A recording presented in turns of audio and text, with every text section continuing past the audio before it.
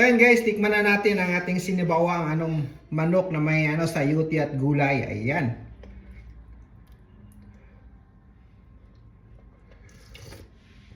Wow! Ang sarap! Grabe yung sabaw guys! So, pati? Yummy! Yummy! Tapos ang lamig ng panahon ngayon dito. Wow! Itong masarap. Ayan. So yun guys, magsote lang tayo ng bawang at saka sibuyas. Antay lang natin yan maging golden brown. So i-add na rin natin guys ang ating boneless chicken thigh. Natin yan siya. Halo. Guys, pag golden brown na siya, so mag-add na tayo dito ng water. Mag-add lang tayo ng water dito.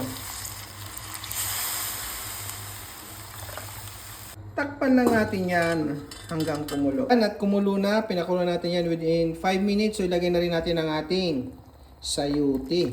Ayan guys. Maglagay na rin tayo ng 2 tablespoon of salt. Paminta. Of course, ang ating patis. Haluin lang natin to. Ayan guys, shout out pala sa ating mga solid viewers dyan ha.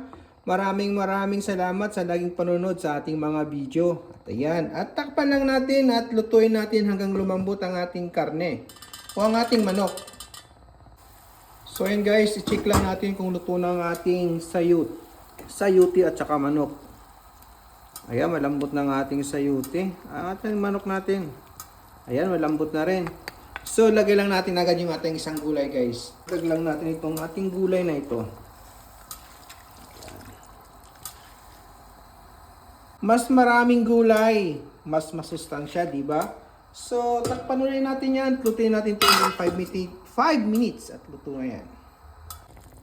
Luto na ang ating sinabawang manok guys na may gulay.